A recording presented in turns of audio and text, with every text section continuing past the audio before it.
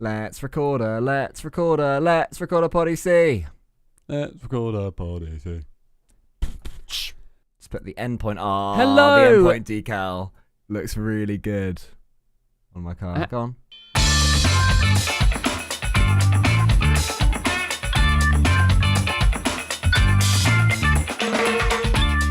Hello everyone, and welcome to SubPar Poddy C number...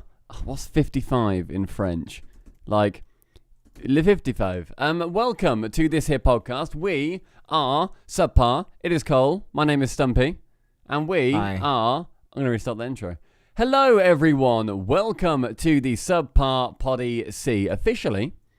Unofficially, just so you know, I am playing that intro. I'm not cutting it. No, That's making it in. I have literally never restarted anything in my life. What would Stumpy do? Clearly play it. Obviously play it. Yeah, fair enough. You've hoisted by my own petard, as it were. Indeed. I am Stumpy. I'm Cole. And we are going to be talking to you all about, actually, some pretty gigantic news that has come out of Rocket League in the last, I'm going to go with 10 to 11 days or so. Because there has been a European Grand Finals, and we'll get into why that's so important very shortly. We're also going to be talking about Salt Mine Underground 3, because we'll be getting into why that's so important shortly. Grid Overtime. And then, that's a weird place to listen from.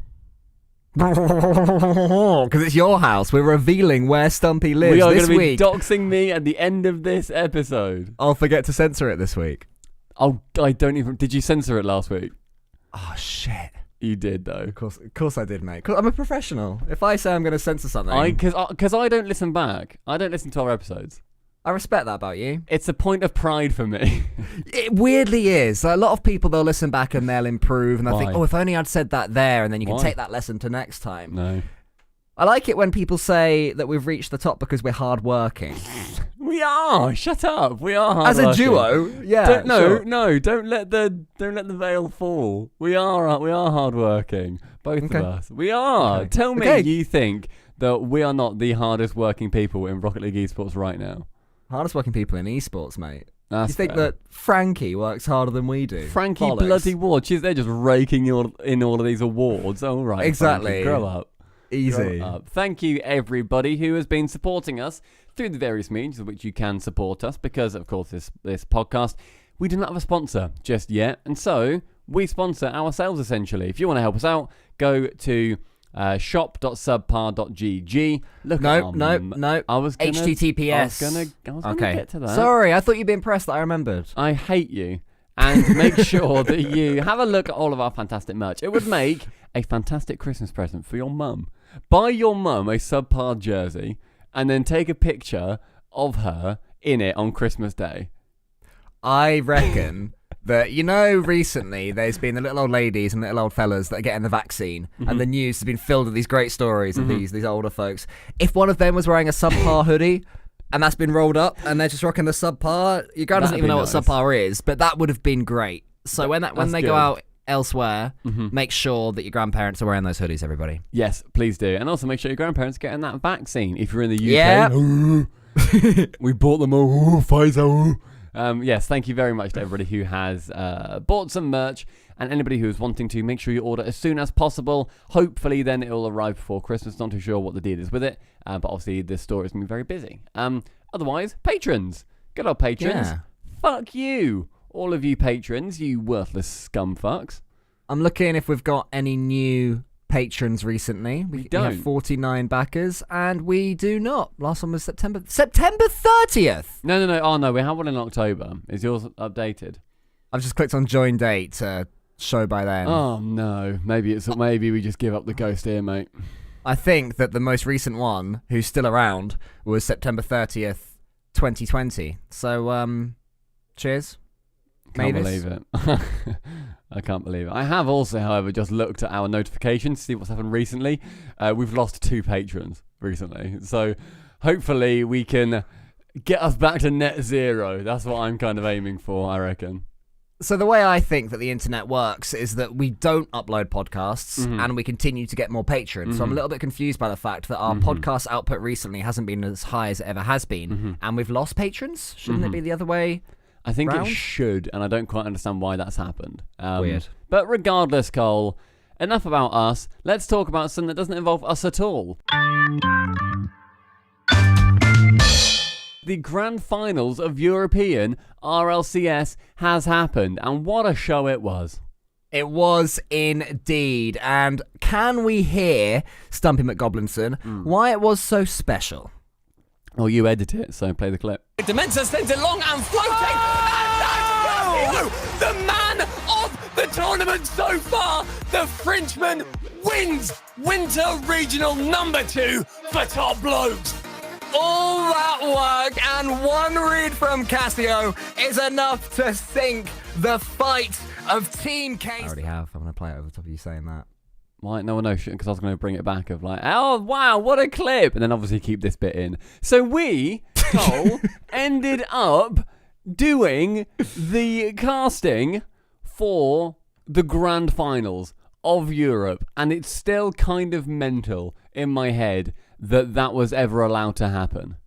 We purposely didn't tell our community. We didn't tell anybody. We didn't tell our mods. Normally, you know, if we're able to tell anyone anything, it is our mods that know first, and not even those fellas were told. So it was a complete surprise for our community. And one lady indeed. Yes, indeed. Very important.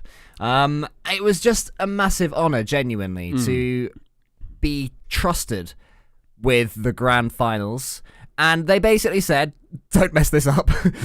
They said, you got the finals, don't mess it up. And I like to think that we didn't. I think it was a pretty good time. I went back, actually, to look at the VOD and look at the chat. And there were, of course, questions such as, who are these weird-looking guys? Who are these virginous little cretins, yeah. Johnny and Shogun, of course. A couple of people commented that your mic had a hair on it in Twitch chat. Oh, did and it? I looked, and sure enough it did. There was just one hair on your microphone, which was great fun. What colour hair was it? Do you remember? Was it like a white hair? 'Cause if so, it's my dog.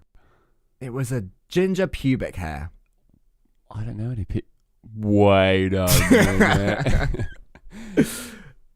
Cool. It was great. It was so fun. It was well, the best thing I think about it is that normally, obviously people know we are very, very good friends with Johnny and Shogun. And normally it'll be a case of, we get a thing because they've sort of like put in a word. They're already working it. They'd love to work with us. And so they say, hey, make sure you get these guys on. Johnny made sure to DM us afterwards saying, hey guys, I had no idea this was happening. I didn't put your name forward. I didn't say, yes, you should get them in. This is all because of what you've been doing. And that was such a nice thing for him to say, because it's off our own merit, which I think is fantastic. And also, just the message, the original message we got from the when we set up the talent rotation for the day on Slack, we gave that a look, and for some reason, if people know Corey, who does all of this, Corey thought I was away on Sunday, but actually I was away on a Saturday, and so obviously Sunday is Grand Finals day. So I didn't work on the Saturday at all. I was away at a wedding. Congratulations, Mr. and Mrs. Principal, by the way. Absolutely beautiful wedding. Thanks so much for having me. Principal, yeah. cool surname. It is a cool surname. Very cool people as well. Genuinely, two of the kindest people I've ever met in my life. They are beautiful. And yeah, so we got our talent rotation, and I wasn't on there for Sunday, and I was like, Corey, you know I'm here, right? And he just went, oh, god damn it, okay. And then he sent another one, and then me and Cole are on the grand final. And I was like, whoa. Right, so I've gone from not being on there at all, and Cole doing I think you're doing 2 quarterfinals or something, to then being on the grand finals. He was like, yep, don't mess it up. I was like, okay, yes, boss. So we went into the fight. We went into Sunday morning knowing that in a few hours' time we would have the helm for the grand finals of an EU regional event, knowing that we would manage to be able to cast over the top of Team BDS continuing their stupendous run was an absolute... Nah, didn't it was happen, a true honor. though. What? Didn't happen though, cool, Cole. Because, and I'd like to bring this back to the pre-show, right? We made predictions of what the grand finals was going to be. Mine went something along the lines of... Actually, sorry, Cole, you start off, actually. What was yours? What were your predictions going into the... No, literally just the grand finals. Who was in your grand finals? You've dropped me in it here. My grand finals were Top Blokes against Team BDS, and Top Blokes would force a bracket reset, but then Team BDS would win.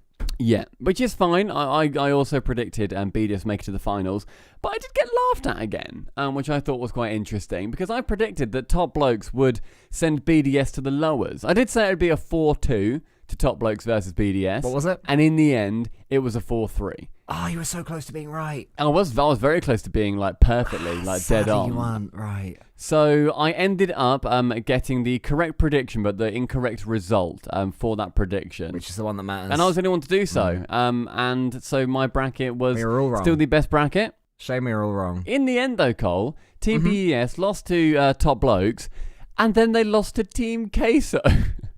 Team Queso are so weird. They've got one regional wonder written all over them, but they just keep coming back. You keep thinking that surely next time VK Salem isn't going to be able to chase the ball out of oblivion and have them get away with it. Demensa will tilt out. Atomic will stop scoring wonder goals. Yet the next regional comes around and they're just there again, taking down top teams. I do not know how they keep doing it, but I love that they do keep doing it. Those crazy old cheesers. They were great, weren't they? And the fact that they turned the grand finals to a game 7 as well. On about 3 occasions, I thought this is where Top Blokes completely take the initiative and then run away with it and end up winning the finals at a cancer. But that just didn't happen. I mean, ever. It was also not just the fact that it was a game 7. It was a game 7 0-0 overtime. A good 0-0 as well.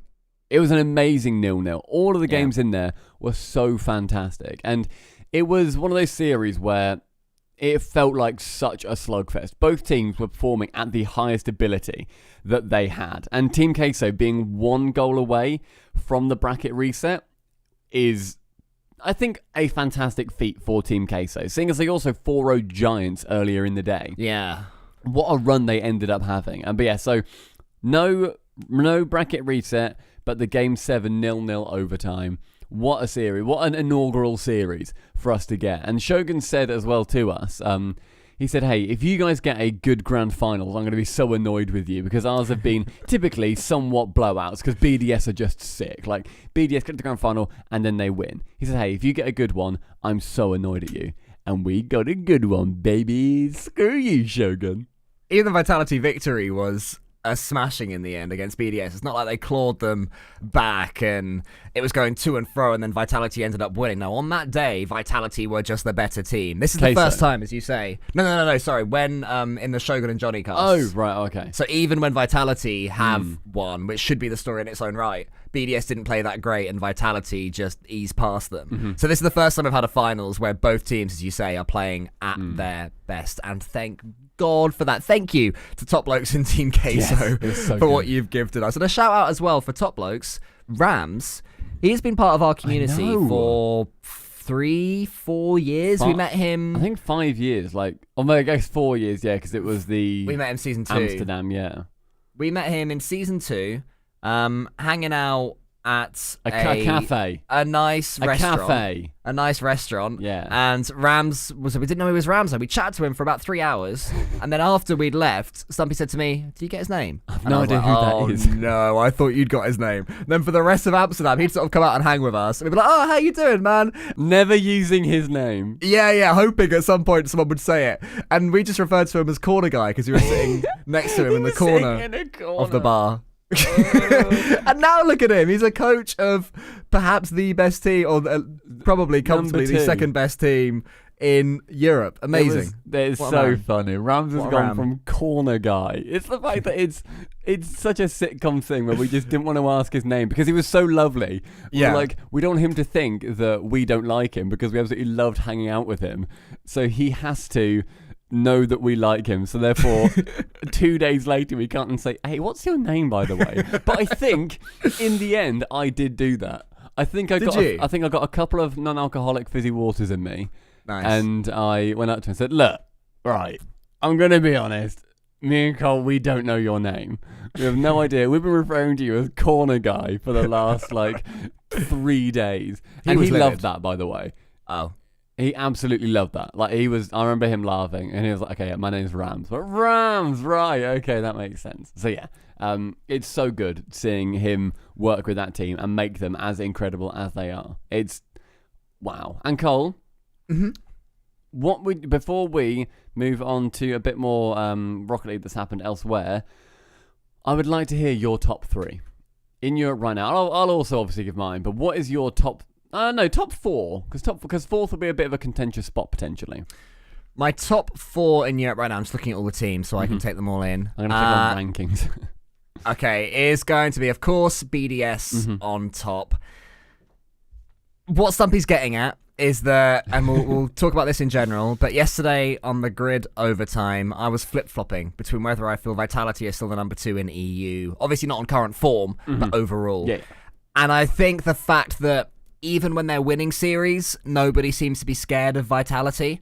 So it is fair to say that now Top Blokes are the second best team in Europe. Vitality then in third, and then probably Giants, but they're having a wobble in their own right. There's a lot of teams trying to be fourth, and I would say Giants are at the top of that. Redemption, if they carry on the way they're going, True. Why not? Give them a shout. Maybe Team Queso if they appear at another regional later event. Oh, Galaxy Racer as well. Yeah, that's why I chose many fourth, teams isn't that it? could be 'Cause it's such a fourth. contentious spot. Fourth is horrible. Yeah. I think for me, it goes clearly, obviously, BDS. Second place, I don't think you can count Vitality out yet. No, I think it's definitely Top Blokes, second place. I think they were second. They were pushing on the door of second before this grand final, or before the entire championship Sunday, and then they had that performance. Seeing as Vitality didn't even make the fourth day as well. So, yeah, I think Top Blokes second, Vitality third, and those two, I imagine, are going to be flip-flopping, Top Blokes and Vitality, and I'd love to see them try and leapfrog each other. And then fourth place, I would say, is either Giants or Galaxy Racer. And I will say Giants because they've had a bit of a semi-fall in the last week. And that's the only thing that's pushing them away. And so I think for me it's still Giants and then it goes to Galaxy Racer. And I'm still amazed that in the rankings Endpoint are 6th.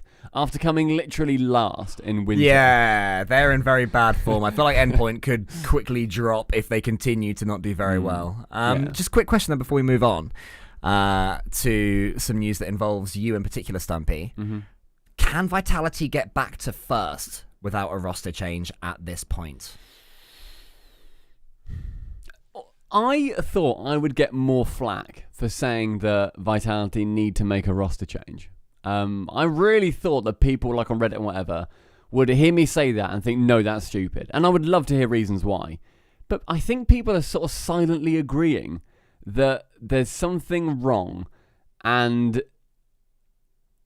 I think without a roster change, Vitality are going to really struggle to get back on top. What roster change would they make? I don't know who would come in. The player I think that should go, and this feels really weird to say, and I'm going to get probably torn into it now that I've said that I haven't been torn into. Either we need to see a massive upswing in KDOP, and we need to see him get back to the form that he has been on, because he's falling into the Yukio trap, I feel, of being obviously an incredible player, but that extra 10% on top of the accuracy is just not there. He has missed some genuine sitters. He is not on the form that you would expect to see of a 3-time world champion, and it's really quite upsetting to see him in that form. I think Vitality needed, even if they don't make a change, need to take a really good look at themselves and just really look through every single option they have. Stick with KDOP, fair play. It would be a massive statement to get rid of him, seeing as far as I know, he hasn't been kicked from a team. Not that I can think of. He has kicked. Maybe like season 2 or something. I don't know, but like something like really early on. But in modern history, KDOP has not been kicked from a team, and it would be a really, really big statement for Vitality to do so. He is their brand. He is the streamer for Vitality, and that has got its own merits as well. Of course, it's how obviously Rizzo's got a lot of merit as well in G2. He's not just a player and a fantastic player. He's also a content creator for them, and that's got so much sort of weight behind it. So, yeah, I think at minimum, have a really, really good look at what KDOP is bringing and what he can change. I think that the only safe player for Renault Vitality is Fairy Peak, just because he is so solid and so capable of playing any position and style that his team deems that he needs to. Alpha, of course, is the mechanical mastermind of that team. He is incredible, and yet it could be the case that he's become a little bit chasey, a little bit desperate, and isn't quite working with KDOP and Fairy Peak in the way that he has in the past, and that could be deemed to be the problem. It would be a very hard statement to drop Alpha, but it has been done before. I'm not going to say that he is anywhere near as much of a problem as Astral was for Dignitas, but Dignitas did something similar when they dropped Astral. They dropped their best mechanical player. There is precedent for that happening. I'm very slow with Renault Vitality, which is what you were getting at asking this question and bringing it up in the first place. And because of that, I'm not going to say they should make a roster change just yet. I still just about believe that they can come back into first place, but it's going to need changes from the ground up. We need playstyle changes. We need a change in mantra, a change in belief, and maybe a roster change is the way to do that. But I don't think it's the only way. I completely agree. Playstyle is more important. I don't think they should make a change because it's a team that can work, and it has worked for so long. Like, it's a team that has got precedent of working. I think right now there's something off. You need to try and identify that, and then figure that part out. And I think for me, it's not necessarily getting a playstyle change. I think it's just tightening up. I think it's finding what the issues are. For me, it's KDOP's, not even his positioning is still fantastic, and he's getting into really good poaching positions just to get those easy goals from the, the fantastic setups that he gets from his teammates, which is what you need in a team. It's also the fact that he then will just every now and then have a clear-cut shot and will just mess it up. He'll go for a hit and he will just whiff it. It's like I said, it's that 5-10% that's just keeping him out of getting him back up to the top where he is. And also, bear in mind, we're critiquing KDOP and he is still one of the best players in Europe. That's the level that he is at, and he just needs to get those tiny little bits on top just to refine it a bit more. So I'm excited to see what Vitality do, because something's going to happen. I'm sure they're a very intelligent organisation, and I'm excited to see how they change it up and how scary they end up becoming. Who was it that left and caused all sorts of roster changes? It was back in the Casio Triple Trouble, etc. Maybe that's what it was, yeah. Maybe that was the end result of that. I think it was Speed moving to go to Mouse, or whatever they were before that, because they weren't Mouse at that point. I don't believe. Oh my god! I think maybe. It was when they were Flipside. It was Speed playing with Flipside for WSOE, and then sticking with them through that, and then I think it was about 8 roster changes of just players just sort of shifting up a team, just moving through Europe. I can't remember exactly what they were, but I believe it all started with Speed and ended with Casio being 400 IQ. Was it not actually KDOP going from Dignitas to Vitality?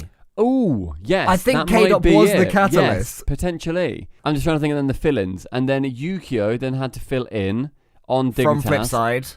From Flipside. Then Speed then went on to Flipside, which then ruined Triple Trouble. Trouble then had to get Casio.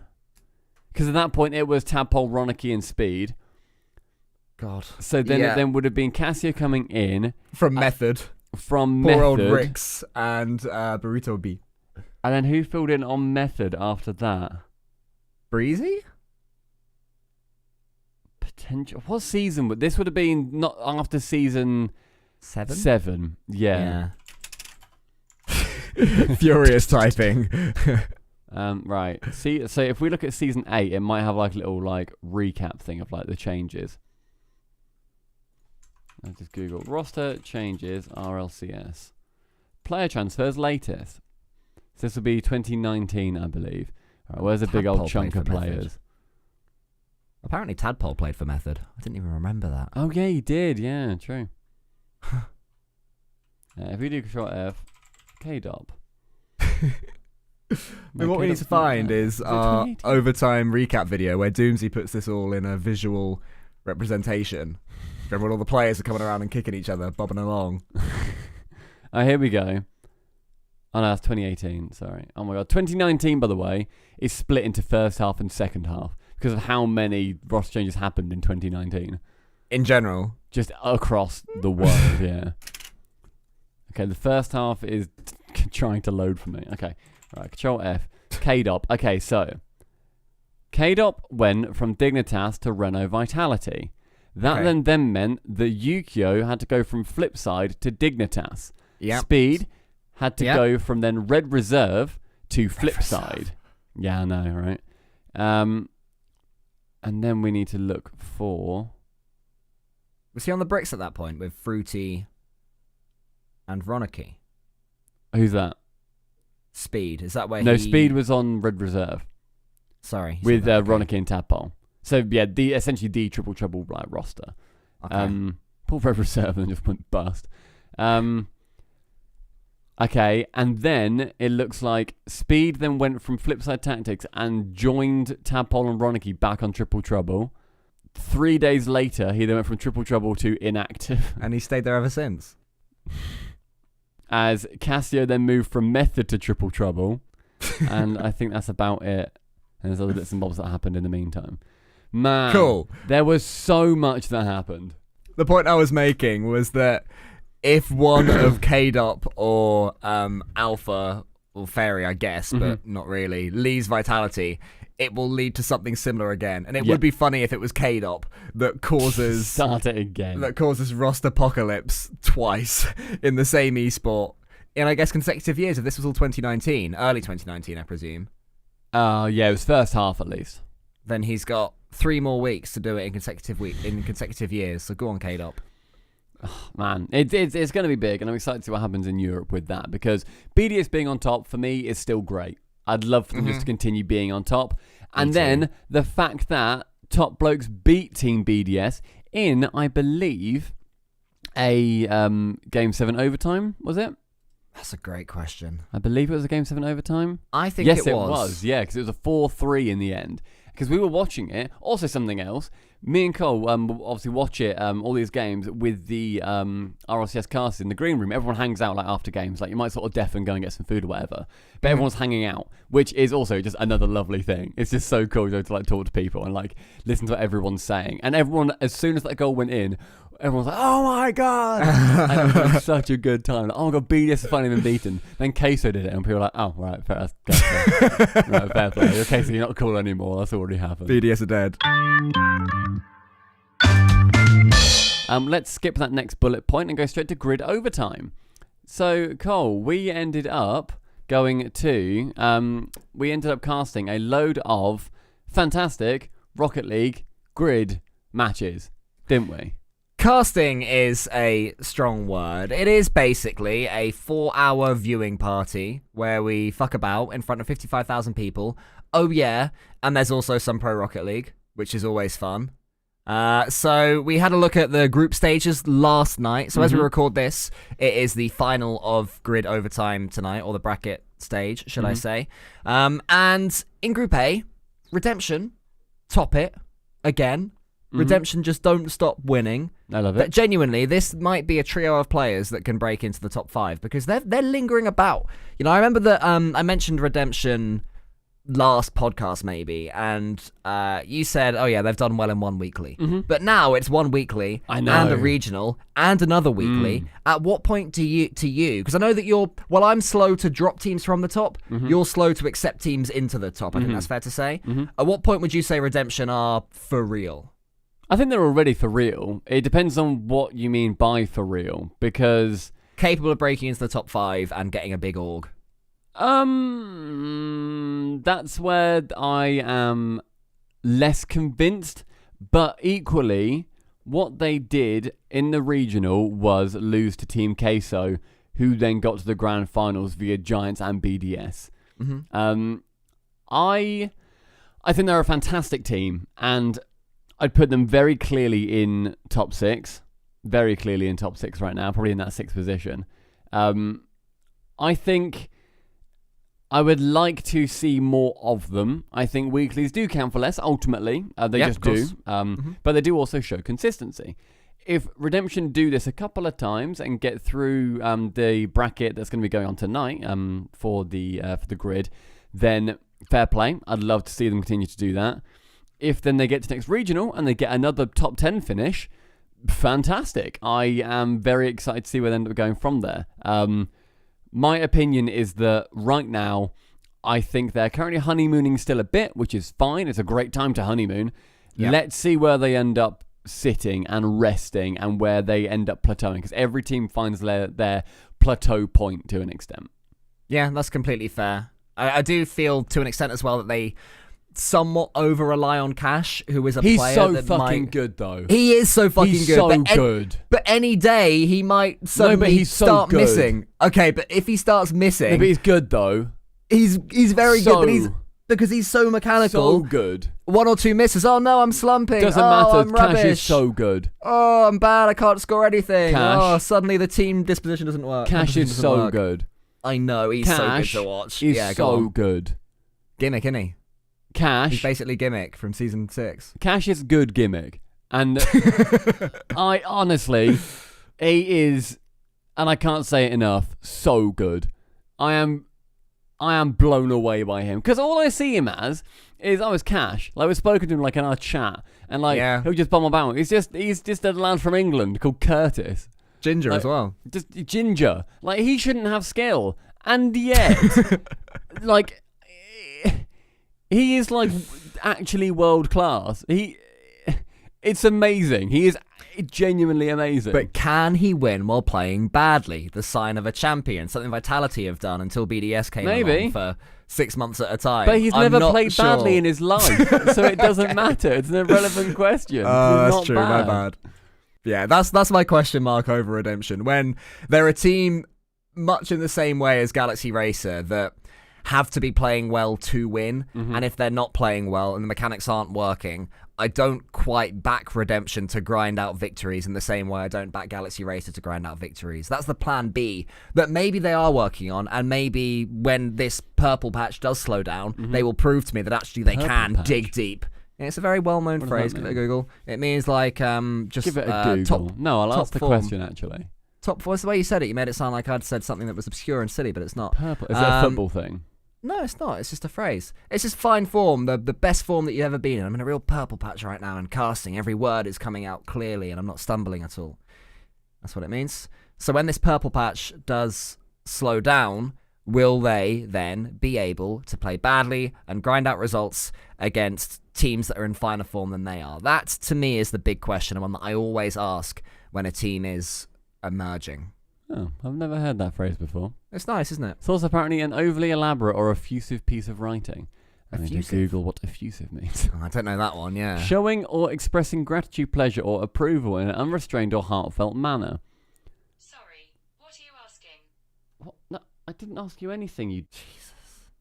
Sorry, got ahead of myself there. Let me know if you need anything. Yeah, no fucking problem. No, just... Fuck Tell her well yourself. done. Fuck Tell her nice yourself. try. Come on. Fuck yourself. Right. What? Just say thank you for the effort. No. Why? It's a fucking robot. You're a fucking robot. It's a fucking robot. You're a fucking robot. It's a Redemption fucking 1 robot. Group A. Dignitas. Because they're so good. Cash is so good. Dignitas, not Cash. Dignitas went are 3-0. so good. In Group B, they beat Vitality 3-0. Mate. What? Mate, Dignitas.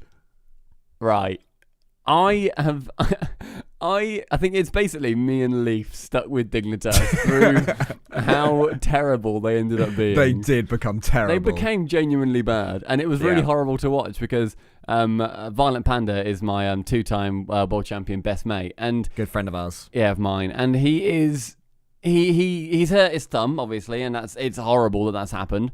But he seems to have found some middle ground where he can continue resting it to an extent, but also play to a fantastic level. He popped off yesterday, ended up going 9-1 in games, only dropping a single game to Gil, who ended up going 0-3 in that group. So Jack is fitting in on that squad.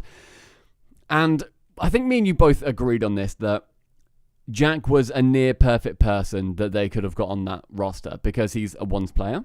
Mm-hmm. He's mechanical. He is friends with Jorius as well because of the ones connection. He is eager to fit in on a top team, and Violent Panda and Verge both want to mould a player to fit their playstyle. Dignitas now are starting to feed the passes back in. And the style of those passes is what intrigues me so much, because I have been pushing the fact that ceiling passes, where you don't come from the ceiling then pass it down, you absolutely fucking ping it into the ceiling and then it comes back down in front of the opponent's net, or in their half at least. Those passes are going to be important. I thought Cuxit was going to usher in that meta. Didn't end up doing so, but ended up doing well in his own right about a year or two ago. Now, though, Dignitas has started doing it. BDS have properly started doing it. Yeah, twatting it into the ceiling to make it the hardest read for the defender, whereas your teammate has much more space to fly in and score, is going to be the next passes. And I'm so happy that finally my vision has been realised, because I always try and do them in ranked as well. Like, I always try and call that I'm going for a ceiling pass, because it's so tough for a defender to read. Yeah, that's completely fair. And it's also tough for your fellow striker to read, which is why it doesn't quite work so well often in, uncommed ranked games. But at the top, I have noticed, you are right, particularly Dignitas are really focusing on these. The BDS example you mentioned was Monkey Moon coming from the sidewall, pre-flipping, arcing his car backwards to generate some angle, and then slamming the ball up as fast as he possibly could do, directly vertically, and it was followed up by one of the lads, probably extra, and they scored from that. So every time we see one of these ceiling passes, I'm like, it's that thing, look, it's that thing that you like. It's also much better than the typical pass that would come from high up, where a player would drop it down. So it hits them, then they redirect it down. If it's got enough speed, then fair play. But it's actually a better idea to angle your car so that the ball goes up from where you are into the ceiling and then down, because of the power it will generate from that bounce. I will say that BDS also tried it a couple more times, but they just didn't stick with it as much as Dignitas did. I think it was also Monkey Moon trying it for the other 2 or 3 times I saw it, but the defender did manage to get there. But so it's not impossible by any means. It's just a harder read for the defender, as it is when the ball comes down in front of the goal, than it is for the attacker. So yeah, keep an eye on those ceiling ping passes, because they're so fun to watch. Ahead of your time there for the ceiling ping pass, but for some reason, doinks continue to be massively underutilized at the pro game. Genuinely, the amount of time I see the ball arcing over a player's car, all they have to do is double jump, okay? And or even single jump, they'll still have control. They can turn it into a dodge. They could even turn their car around, do the thing where you jump upwards to slam your car down faster and continue to be on the floor quicker. They could do anything they want with it. And instead, no pro player knows how to time a doink. No, they can't. I've seen Garrett try and miss. Genuinely, Garrett has missed yesterday. A doink. Oh, that was so frustrating. The ball was just rolling past him. It's like, just jump, man. And you'll score an easy goal. I don't know why they struggle with this move so much. It started off as a joke. Oh, Cole loves doinks. Ha, ha, ha. Now it's actually become a thing where it is something that I feel is missing from the top game, where you can generate so much power. If you think about it from a scale of power generated to effort put in, like the amount of movements you have to do in mechanical movements and how much boost you have to use, all that. The scale is way up for a doink compared to so many other types of play. Why it's so good at the moment as well, and why theoretically people were correct in the past where you're never in a position to doink, because players are now playing in front of the ball. True. You didn't have that 18 months ago, and that's when people were joking about and saying, well, it's not. I remember Scrub saying at one point, it's not competitively viable. Well, he's not at this point either, so joke's on him. I think it's one of those moves, and I completely agree, that it may not have worked before because players did not play in front of the ball nearly as much, or at least in the same positions. If Virtuoso is up demoing, and then on his way back he has the ball finding him, that is an absolutely deadly combo. He missed one. Do you remember when Endpoint scored against Rix? I think it was their final goal when they 3-2'd Rix. And there were about 4 different touches that went in. It would have been a great doink. He went for it as well. It would have been a proper reflex doink. I think he'd just gone for a bump on their goal line, and the ball slams down just over him. He tries to double jump, but his reflexes just weren't quite there. The ball ends up being cleared away slowly, and another Endpoint player put it in. They're also but the fact that he went for that defensively. doink... Yeah. And the fact that he went for that doink meant that Ricks were thinking, oh, which angle's the ball going at? Which meant their clearance wasn't as good, which meant that the endpoint player could follow up. Boom, 3-2 endpoint in games. Tell you what, we should give credit to one player that is in the RLCS right now, and that is currently topping Group C as well. Because I've received a couple of DMs from Calix of doinks. right? Okay. Where he's put them on Twitter and said, "How's this?" And like just to show off some doinks that he's got. He is genuinely going for them, and he's in a Jaeger as well. So like he's in a good doinking car. He's in one of the doinkmobiles. It's Eudominus's. The Batmobile is a great doinker. Any of the flatter cars work really well. Octane, it's harder, not impossible by any means. It's just a little bit harder because it's a little bit blockier and it's a little bit taller, of course. Mm-hmm. So yeah, Calix, full credit to him. He does go for doinks. He just doesn't play as much in front of the ball as other players do, so he has to work his way in. I know, right? He's sick. Oh, that is so good. He even said, at SubPar NHD, do you approve? Oh, it's a self-assist doink as well from the wall. That is a thing of... He even said doink when it hit him. Yeah. Oh, Calix. Mate, I'm telling you, that's the one that he DM'd me about. It's a proper doink. It's beautiful. I can't believe I missed that. I'm so sorry, Calix. That is amazing. The only thing we need now is comms videos where they say, I'm in the doink zone. Mate, if we at any point hear Monkey Moon say, doink zone... then that's career done. At that point, we quit. Agreed. But yeah, it's they need to be more competitively viable in players' minds, so then they end up practicing them. Keep an eye out. There's a couple of things that we're seeing coming up. Ping passes off the ceiling, and then the doinks, because players need to practice. Yeah, they need to practice. Otherwise, Cole. Let's just move past this real quick. Don't want to be talking about that. North America is going to be starting. No. Let's talk about this. What is this, Stumpy? A lot of people listening to this might know what this is, but from your words, what's this?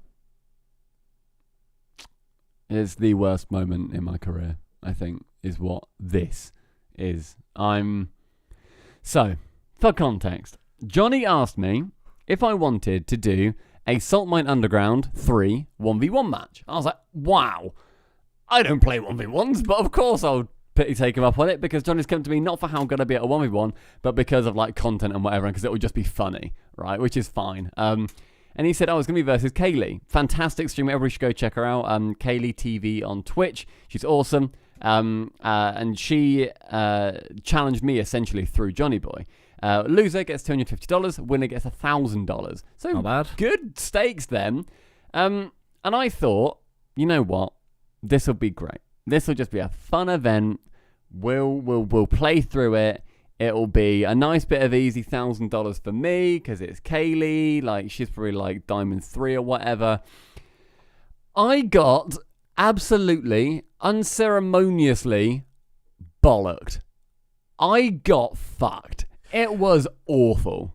But that's not what everybody is going to remember. I mean, people will remember the fact that Game 2 you lost 7-0. You know, I remember you saying, fuck the Brazil. I don't even care about the Brazil because you weren't having a great time of it. I could hear what you were saying. Game 3 was 5-1 or something. I think you scored a goal. Yeah. 5-1. Sorry, I didn't just get a goal. I got the best goal of the day. Yeah, you sort of hit it slowly past her, rolled it, if anything. No, I faked left and went right. It was actually good.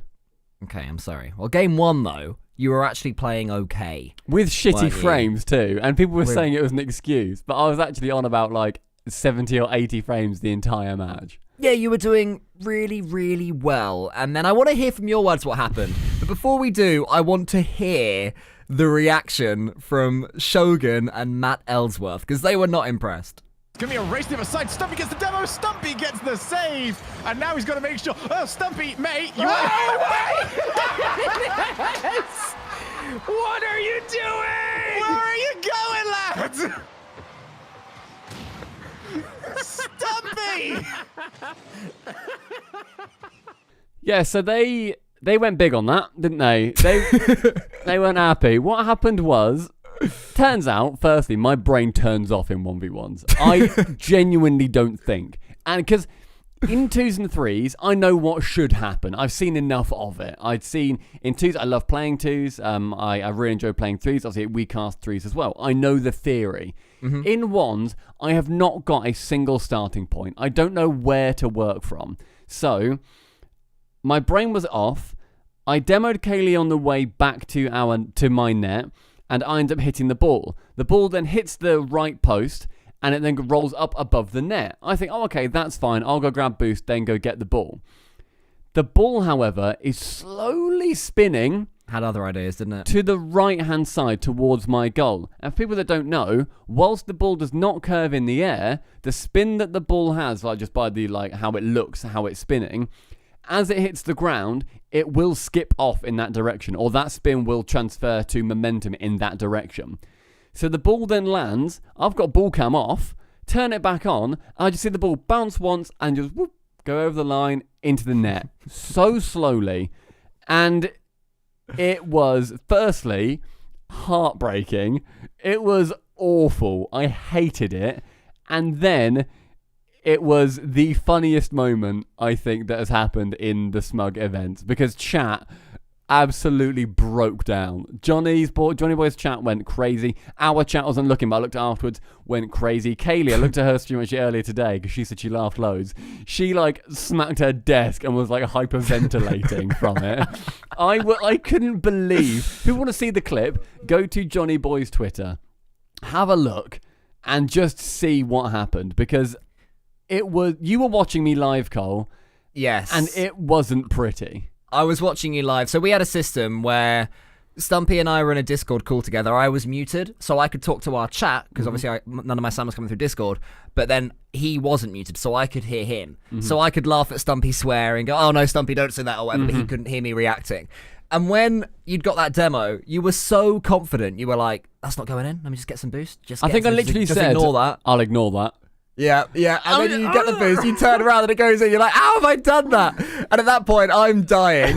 I quickly unmute the actual casting to see how Shogun and Matt are reacting, which is what you guys heard earlier, which was incredible as well. And that is a moment that has followed you around, because in going back to Grid Overtime, it kept coming back, didn't it? It did. They kept playing the clip on the stream, and then they said, we got some clips from Orgs, we'll play that and we'll go to a break. And it just shows that goal going in.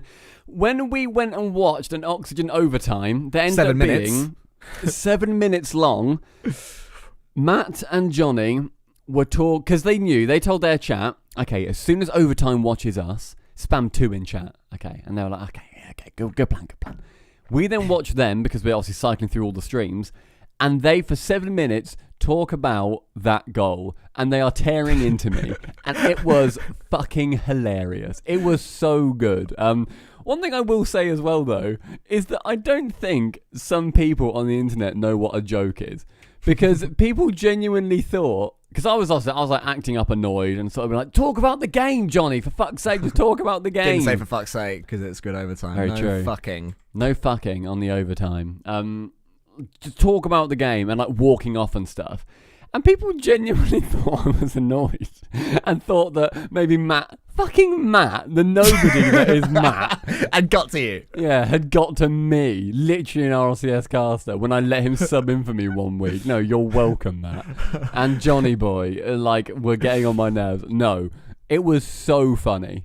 It was brilliant as well, because genuinely they had so much commitment to the bit and they played it so deadpan. 7 minutes is a long overtime, and it's an exciting overtime as well. That's the sort of overtime that B-roll is made from. And they were just saying, oh yeah, Astral's taken a shot there and he's actually hit the ball. Unlike Stumpy, when he left the ball, he allowed it to roll in. He went all the way back to boost. So they just kept on slowly digging at Stumpy, knowing that it was being broadcast not only to Johnny's chat, but also to the Grid Overtime chat. And they had our little picture-in-picture thing, so we were reacting. Just genuinely brilliant. They played it so well. Matt and Johnny have got such a great comedy dynamic in their casts. It is incredible the weird shit that they come up with while commentating Rocket League. They've been doing it for a long time together now. This is, months of training, and they've got a really good rapport as well. So if anybody wants comic Rocket League casting, definitely listen to those two. Yeah, Oxygen stream is so much fun. Same with the Guild stream, by the way. Oh, They're bloody weird. Guild, for some reason, they've gone from being sort of relatively safe, because it's the first grid, you want to see what other teams do, to then getting Shogun and Ian to go in for a media day and just do the weirdest shit. They did a skit called Pocket League, where they're dressed up as schoolboys slapping each other's pockets. Then it zooms into Ian's northern face and he goes, Pocket League. It's like, who the fuck had that idea? Then there was Shogun being a used car salesman yesterday for absolute bangers. It was great. Guild are having a really fun stream as well. If people want to be watching all of these streams, obviously keep an eye on Overtime. We look at them all anyway, but also have opened the 16 teams that are playing all at once. It is brilliant. Yeah, pick your favourites and watch those. So last night, as we record this, was the group stages. Very quickly, because we are getting on Stumpy, should we have a quick prediction of who's going to do what tonight in the knockout single elimination bracket? Okay, very quickly, Cole, who wins Redemption Wolves? Redemption. I would agree. Vitality, Oxygen. Vitality. Oxygen. That's fair. Yeah. BDS, Ricks. BDS. BDS. Giants, Fade Away. Fade Away. Giants going to get a bit worse, then they'll come back a lot stronger, don't you worry. Oh, see, I'm tempted to go Fade Away. I am tempted because Yukio, holy shit. Yukio on that team is... Feeling it. He's become like the Yukio that we saw from him on Dignitas originally. Yeah. I will go Fade Away as well because I'd like for that to happen, but at the same time I want Giants to get top 4. I'll go Giants. Giants. But I mean, Yukio on Fade Away is like genuinely next level right now. Guild Triple Trouble. Triple Trouble, bear in mind, being like at the top of their group, they went 2-1 and Guild went 0-3. Yeah, Triple Trouble again on current form. Guild will get worse and they'll get better, and better than they were. I think, yes, there was such a hiccup for Guild. I think Guild win that one. Okay. Galaxy Racer Top Blokes. Wow, what a match. Fair play. I know. Top Blokes. Blokes yesterday, though, they lost a Singularity in the end, but actually... Had Tader. They had Tader, playing in. That's a really good point. Shitty Tader. Oh, no, they didn't. No. Oh, yes, they did. Giants. No, it was Giants versus Top Blokes. Sorry, not Singularity, I think in Redemption. So it was Giants, Top Blokes, and Top Blokes had Tader in. Not Singularity, Top Blokes. Yeah, I'll go Top Blokes as well because they've not got Tader, lol. Cool. Dignitas Singularity. 3-0, perfect sweep. 4. Dignitas. Okay, cool, yeah. Endpoint versus Team Liquid. Endpoint. Two teams that I don't want to see lose. I know. Endpoint versus Liquid. It's a battle of the decals. I'll go Endpoint, I think. Yeah, I'll go Endpoint. And actually, Cole, before we move on to... It's a weird place to listen from. It is, to be fair. I want to talk very quickly about the decals. Because they've not been released, right? People that are listening think, why have we not spoken about decals yet? It's because we were waiting for this moment where I've just remembered. So, the decals are out. It's Season 2 today. And some of those decals are the best decals in the game. Not just in the esports, in the game. We're going to be giving our top 3 of which ones we love the most. And I think, Cole, for both of us, the number 1 spot, genuinely unbiasedly, goes to Endpoint. Yeah, agreed. I love the gradient style of it. Purple to blue reminds me of the shirts that they sent us. Yes. So it sort of has a thread running through all of their branding. Loads of threads in their shirts, yeah. Very good. Perfect. Yeah, love it. Absolutely love it. Endpoint number 1. Yeah, make sure everybody you go and look at the Rocket League Esports blog post for these because it shows I think most of them, and if not, then go into Rocket League itself because it shows all of them because the store is no longer rotational. You can buy any item you want at any point, which is a fantastic move. Very, very good. Okay, so Endpoint number 1 for both of us. I've already bought the Dominus decal as well because it's so nice. Number 2 for me is Solary. Okay. Do you want to talk through why? It's a glossy black with some really nice clean blue, white, and gold. It's like an orangey, yellowy gold. It's such a clean, proper decal that I feel... Solary, I do not have much of an affiliation with them. I don't look at the game and think, okay, I have to watch that like how I think with Endpoint. But that decal is... I think it's just really nice, and it's just got a nice amount of pop from the colours that are brought to it. For my number 2, I will go with the Dominus decal for SQ. I think the Octane is maybe missing 1 or 2 features for me to put it in my top 2, but the Dominus has it perfect with its threads and its accent of that sort of turquoisey blue and the logo on as well. Absolutely beautiful with the matte black too. I think I'm looking through some of the other ones in game right now. I think Oxygen's is all right. With the shapes and stuff, like with their hexagons. Hexagons, great shape as well. I'm looking at the other newer ones. Guild, I don't know why there's no blue on there. I'd like for there to be some blue, and then that, like how they've got in their normal logo. But I guess this was done like a little while ago. It's a little bit 2D as well. But I think that's got definitely like a good base for it at least. I think my next one would then be BDS. BDS is with the matte black with the pink and the blue. Yeah. And I think it's so pretty. Like, just those two colours on a matte black background pop nicely. I agree. Yeah, BDS is going to be my third as well. Both the Dominus and the Octane are great in their own right. Really good use of space. Looks a bit retro too. It does, yeah. Like the Dominus one specifically. Like, with the font on the side. Looks a little bit NRG logo. It's also got the number 2419. I was about to say, do we know what that is? 2419. At least on the Yeah. Octane. Yeah, and on Dominus, yeah. What's 2419? I don't know. Is that the date that they picked up the BDS team? What, the 24th of the 19th? That's a really good point. Metsonora's posted that it was Monkey Moon's ranked MMR, but I don't know if that was a joke. Has it hit 2,419? That would be mental because they have to submit these designs months ago. Oh, yeah, okay. Let's hang on. Let's Must look. have been a joke. Classic me not getting jokes. Classic. Oh my god, I'm so. Their bad. wheels are good too. Look at their wheels. How do I navigate this menu? How do I look at the? What are you looking for? Oh, there we go. Leaderboards. Right. Oh no, league rankings. Okay. What MMR did he say? 2s. Because 2419. he's currently on 2,351. Literally 1 point behind Khaled. That's fine. I'll probably take him 5 games to win that point when you're at that high. Yeah, true. Like +0. I remember the days of +0 with Chronovi. Oh, good times. Good times. Yeah. Cool. So yeah, those are my favourite ones. I still got a special place in my heart for the Evil Geniuses one. I think it's a really nice decal. Ghosts is really nice. Ghost If is Ghosts nice, was yeah. new, that'd be one of my favourites. I just like matte black. It's so cool. Yeah, I think matte black with the popping colour is like, that will normally get me. But endpoints, Right, Cole, I'm going to be controversial. And I will probably be told off for this. But Go on. if your org has a decal for the car you use, so Octane or Dominus, and hopefully more cars in the future, but right now, Octane and Dominus, you should have to use it. But Because what if you slump when you don't use your actual decal? the thing is, that's actually a theory. A game theory.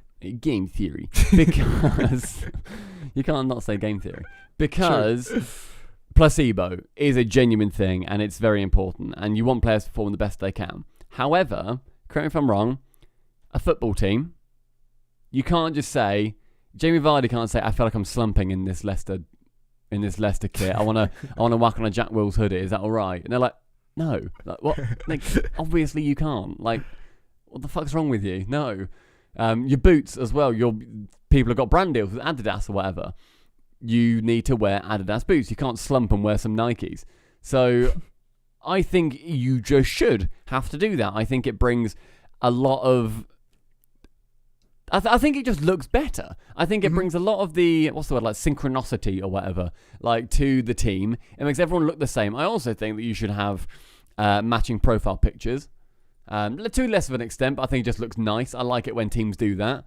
But I think there should be that thread running through all the players. I think it looks better. That also is then the easiest way to then have team branding on a game, because without then having the pitch change in any way, to then have, which they should do as well. Like, it should be a home colour and an away colour, and see how it works. Make sure they're as different as possible. My dream. Yeah, I think you should be required to use your team decal, your org decal, if it's possible for the car that you use. I think that should be written in. Wouldn't you know it? I completely agree with you. The only time I wouldn't agree with you is, for example, if Endpoint are on orange, seeing them use their blue car is something I don't buy. But I completely buy the analogy of comparing it to sports teams, where you represent a team, they have a decal, it makes the esport look more professional. It does. It adds variance as well, because you see little endpoints zipping about versus little BDS zipping about, so you know at a glance that you're watching endpoint versus BDS. I don't agree with what you said about profile pictures. However, that's not something I'd ever considered, and now you mention it, it would be nice. That's one of the things. As I think for me, it would be nice. Like, I think it would be cool for it to happen. That's one that I'm much more soft on. That's not what I was going to say. I was going to say it would be nice as a viewer if they used professionally taken headshots. That would be cool. Yeah, yeah. So I you agree. actually know what extra looks like because his little face pops up. It's like, oh, it's that guy. Oh, I saw him in an interview. And Yeah. suddenly you have that awareness That'd of be cool. these esports pros. And it's something that Psyonix have started doing as well with the pre-match, like about the player. Like they showed they're an cool. interview of First Killer. So it's like, oh, cool. I'd never seen First Killer because he popped up in 2020 or maybe towards the end of 2019. Has never, as far as I'm aware, competed at a LAN. And everyone's going to shout at me because I'm probably forgetting one. I Anyway, don't point think being, he has because he's been too young. yeah, there you go. So I didn't know what he looked like, and suddenly I do, and I've heard his voice, and now when I see his car, I link it back to that fella. And having high-definition player pictures as their Steam profile pictures would be a very easy way to do that. So I would I also agree. That's approve of that change. Maybe like the team like color branding or something like as Yeah, like BDS in how the Guild corner. have done really well, like with their blue and their red. Like all the players have got like the Twitter banners as well, look really awesome. I mean that way. But yeah, I think if your team has a decal, you should have to use it. Agreed. And I'd love to hear players' thoughts on that as well. If Virtuoso's listening, thinking, no, I don't want to do that because it's going to make me play worse, because he is. That man loves a cheeky placebo. Get over it. That's your job. It is get over it, but I'd like to hear his point of view. Okay, I can already tell him what my answer's going to be. It's going to be get over it. That's fair. I mean, I have no sympathy when they say, oh, I'm going to be shit if I have to use the Ghost decal. It's like, you play for Ghost. I'm not picking up on those guys, but particularly it's the first one that came to my mind. It's like, you play for Ghost, use their decal. I'm sorry, if you're not good enough to use their decal and be good, then bugger off. Yeah, they'll get somebody else in probably. Yeah. Yeah, sorry, Virtuoso, you prick. Stop playing for Ghost, Virtuoso. Yeah, Virtuoso, stop playing for Ghost, you prick. Cole, the final. Let's just post that. Like that 10 seconds. Fuck you, Bert. All right, Cole. Before we finish this episode, would you rather go via Other Stuff Avenue or that's a weird place to listen from? Lane. It was going to be a Plaza. Oh, Plaza, interesting. I will go for weird place to listen from Square. Cool. Okay, so welcome everyone to. It's a weird place to listen from. Square. It is to be square. So this is where I have a look back at these stats from the last episodes. This is number 54. This is the episode wherein we discussed, quite frankly, some amazing content, Cole. It was talking about Space Station Gaming's best finish yet, how we were gushing over grid overtime. It was awesome. Also, that ended up getting like 500 upvotes on the subreddit and spawned a lot of conversation where either people didn't get that we were joking, or, which is sort of quite standard, it's fine, or people were like, yeah, actually it is quite interesting that that's ended up happening, and people having a really good conversation. So good job, subreddit. And I look at a place that people listen from, and I find 2 truths and 1 lie. And Cole has to try and figure out which is the lie. Now, Cole, you're yet to win any of these. I beat Messonaris week 1, and I've also won a few since then. So this city that I have found is Billings, Montana. Sounds expensive. So Cole, it's the largest city in Montana with a population of 109,000 people. That's like a tenth of the amount that play Rocket League at any given moment. What a world. How are you feeling about Billings so far? Montana. Montana. That is the Horse surname country. of at least one Hannah. I can tell you that about Montana. Very true. It's in America. Mm-hmm. Probably deserty or really wet. Probably one of them.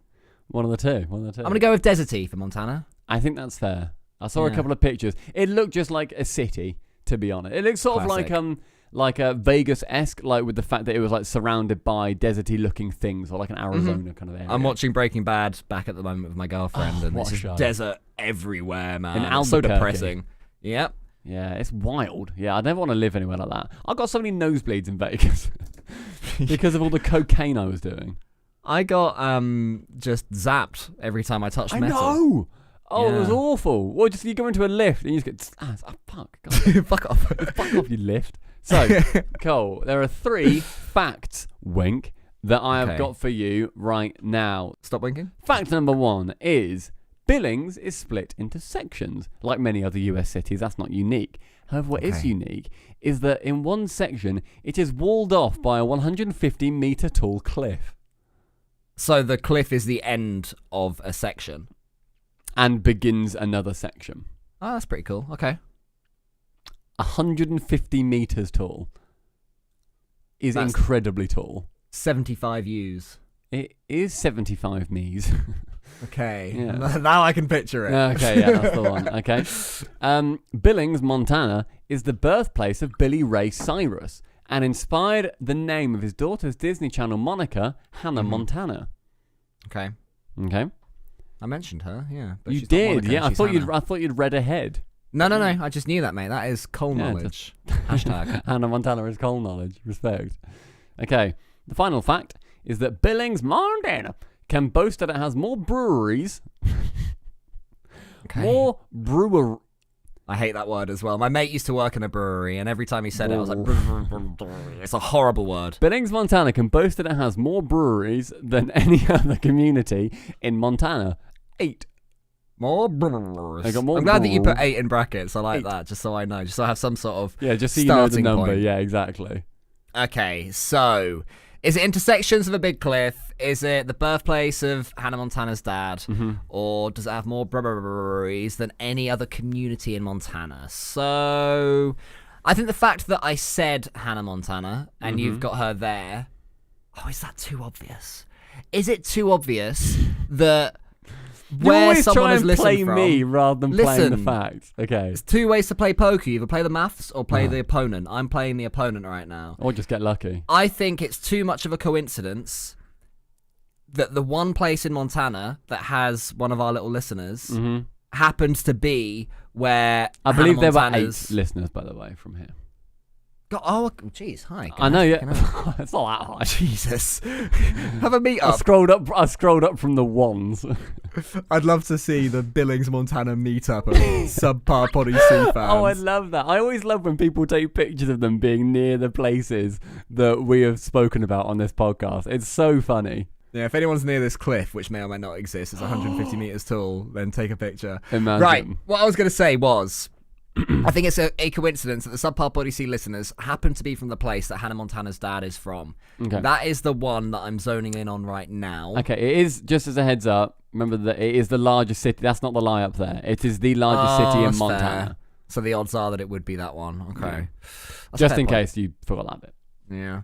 Billings, Montana can boast that it has more breweries than any other community in Montana. 8.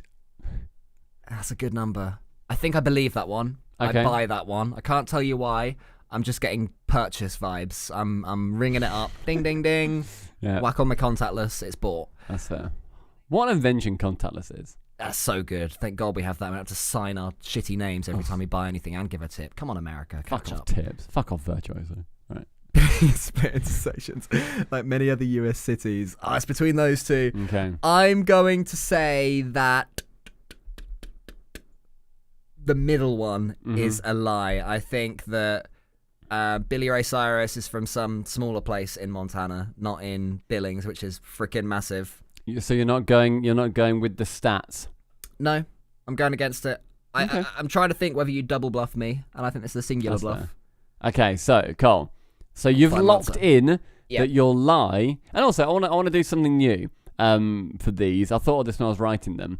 That do you know the goat behind the door thing, the Monty Hall problem? Yes, the Monty Hall paradox, Yes. where you think that if you change your answer, you'll be annoyed, and actually it works like mathematically, it's better to change your answer. Yeah. So I want to Monty Hall this. So I'm going to give you one truth, and then you have the option to stick or switch. Uh-huh. All right, but you have to shout Monty Hall. Okay. If you want to change, You can make me shout out anything. You can make me shout out, I'm an ugly ginger and no one loves me, Monty Hall. Monty Hall. So you have to shout Monty Hall. Okay, so Cole, I'll give you one truth. Is your face during these bits is always so fun because you're always so nervous. Okay. Billings, Montana can boast that it has more breweries than any other community in Montana. Okay. 8. Bought and sold, purchased. Bing, bing, Okay, bing. ding, Goodbye, that one's being rung up. That one's Yeah. that one's in the old basket. You're at Aldi and they're stuffing everything through at the speed of Oh, goddamn God, light. I'm racing to get it onto the little Yeah, raised exactly. platform by the windows. Yeah. Okay. So Cole, now you have the option to Monty Hall, and go between... Billings is split into sections, like many other US cities. However, Billings is unique in that one section is walled off by a 150-meter, not feet, by the way, meter tall cliff. Or Billings, Montana is the birthplace of Billy Ray Cyrus and inspired the name of his daughter's Disney Channel moniker, Hannah Montana. So, before we say this, for anyone confused why statistically it's better now for me to swap, I actually remember reading about this, and when I first heard about it, it was in a Darren Brown book. Okay. And he said that the way to wrap your head around why the maths works out that way is imagine there are 100 options, okay? And I pick option 67, and you say that's not wrong, and now I can take it down to 50-50, and then suddenly it makes sense to switch because you basically... Because now it's 1 in 99 that you'll get it right as opposed to 1 in 100 that you'll get it right. Exactly. So yeah, scale it up and then bring it down and then suddenly it makes sense. Okay. I'm going to stick though because fuck Monty. So you've given the maths of statistically why you should switch. Yeah. And then you're going against that. When you know, you know. Okay.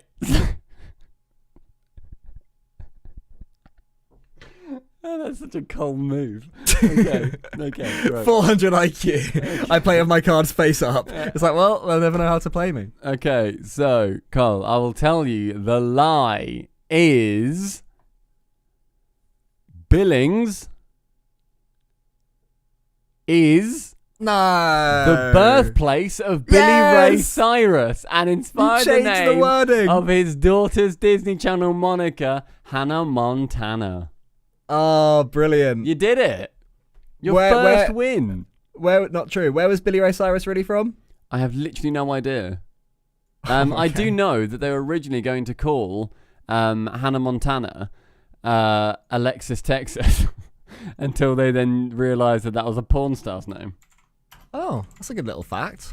If Yeah, you'd have put there that you in go. there, I'd have fallen for that one. But that wouldn't have worked. He is from Flatwoods, Kentucky. Kentucky.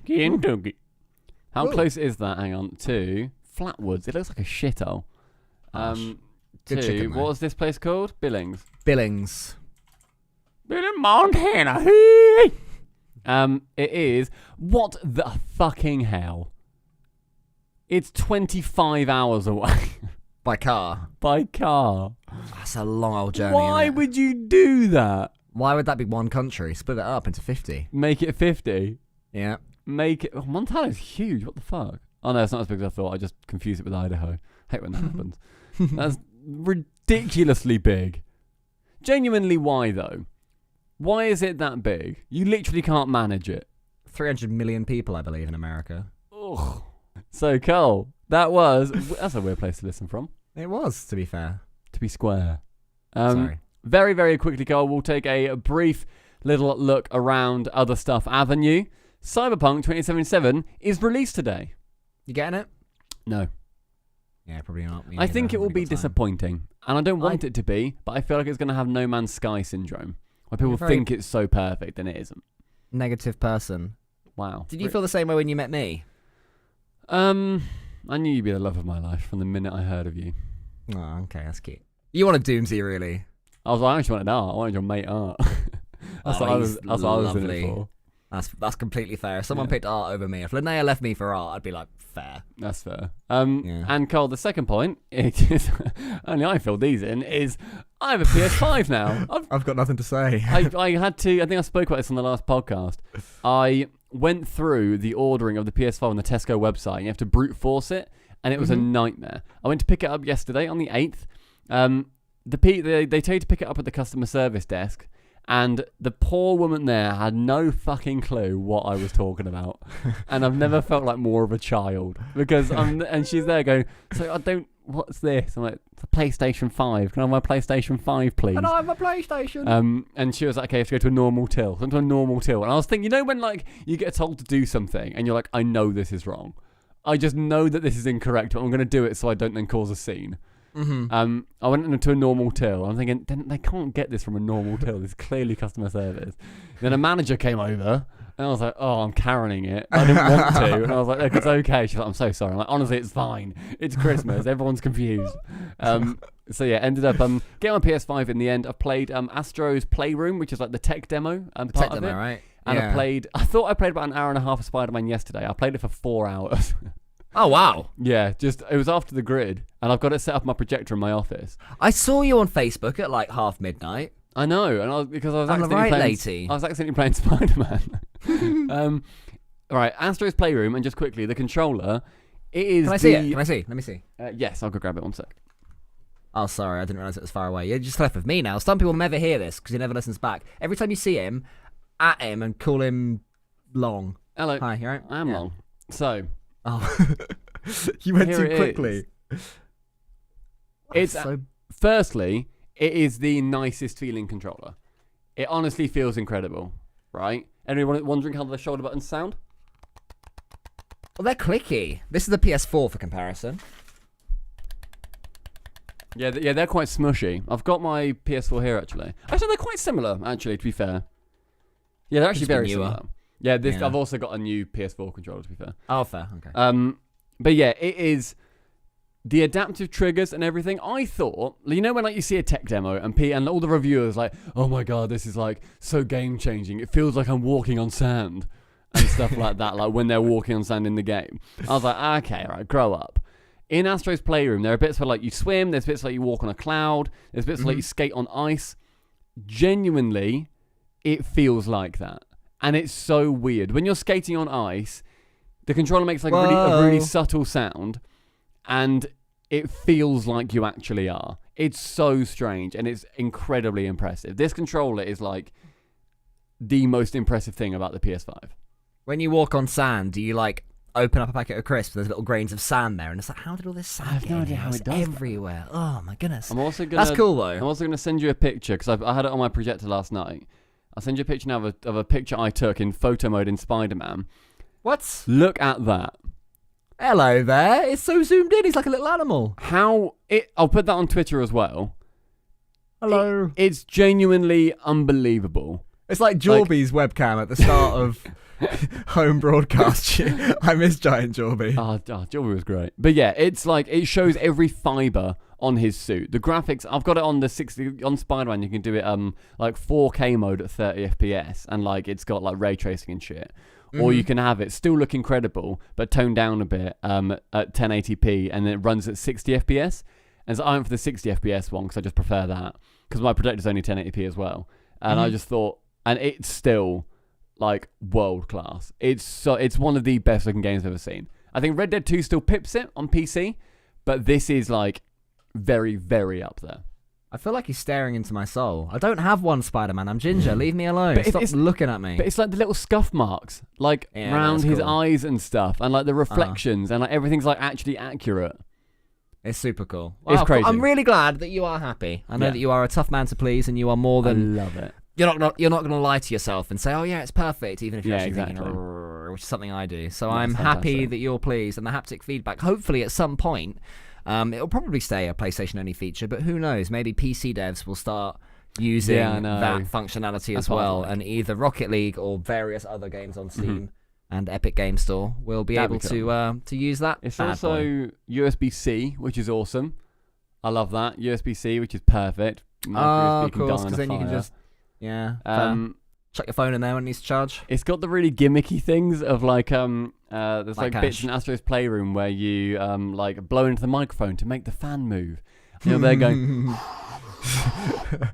and like you zip up like the back of his like suit at one point, like using the touchpad, and I'm like, I will never use that in my life, and I don't want to use that feature ever again. But like it's the fact that the triggers actually change. Like you fly a rocket at one point and you have to like push them to a certain point and then push them both together to then make it launch. And there's like a slot machine thing where like then a ball comes out and you have to like crush it in your hand. It's amazing.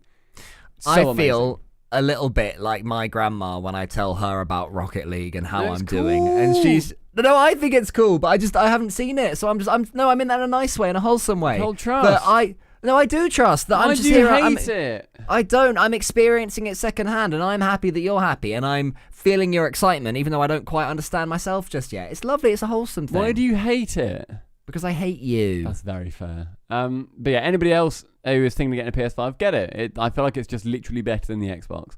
Because if you've got a PC, you've basically got an Xbox now at this point. They're essentially just becoming the same thing, which is good. Great for me. Great for us. Yeah, take it. Cool.